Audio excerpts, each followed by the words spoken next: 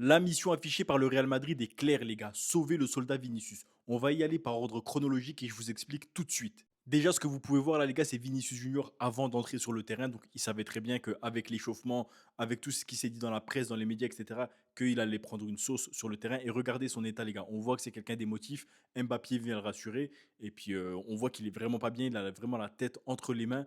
On comprend que là, il sait qu'il va subir quelque chose. Sur le terrain, les gars, pas de surprise, les joueurs sont hués. Vinicius est pour moi le joueur le plus hué avec Bellingham.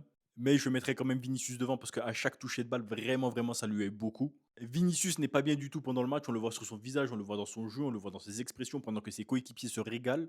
Puis Mbappé demande au public d'arrêter de siffler Vinicius. Il demande des gars d'arrêter au moment, je sais pas si c'est avant son but, après son but, mais bref, à un moment, quand le public sifflait Vinicius, Mbappé s'est arrêté. Il a dit d'arrêter parce que vraiment, pour lui, c'était trop. Et à la fin du match, les gars, Vinicius est rentré directement au vestiaire après le coup de sifflet final. Il n'a pas fait le tour du stade, il n'a pas traîné, il est rentré directement au vestiaire. On le voit, hein, pendant que ses coéquipiers, eux, se dirigent vers le terrain pour célébrer la victoire entre eux, ou bien pour aller vers les supporters, je ne sais pas vraiment ce qu'ils sont allés faire.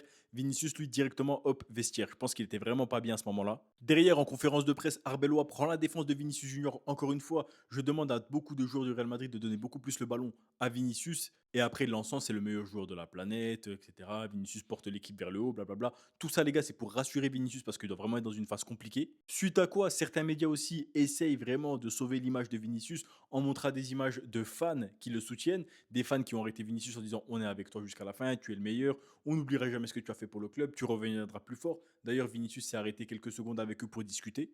Tout ça nous montre à quel point le club est en train de tout mettre en place pour sauver l'image de Vinicius Junior, que ce soit le club, que ce soit les joueurs, le coach, les médias, tout est en train de se mettre en place pour sauver son image. Et très honnêtement, quand j'ai vu ces images, moi personnellement, ça m'a fait de la peine, bien sûr pour Vinicius, mais je ne regrette pas du tout ce que le Bernabeu lui a fait subir avec les sifflets parce que c'est mérité. C'est une réalité, les gars. Riles, il a dit dans une vidéo, c'est comme quand tu as un enfant, tu le grondes, ça te fait mal au cœur, mais c'est mérité, c'est pour lui apprendre la leçon. Ben, j'espère que ça va être pareil pour Vinicius Junior. Parce que bien sûr, je pourrais tenir le même discours pour Bellingham, même s'il a l'air quand même moins affecté. Mais moi, les gars, vraiment, c'est ce Vini et ce Bellingham que je veux. C'est des gars, en fait, ils se battent pour le club et à la fin, ils sont fiers de ce qu'ils ont accompli. C'est pas des gars, ils nagent à contre-courant, ils rament à contre-courant des idées du club ou des idées du coach. C'est eux que je veux, vraiment.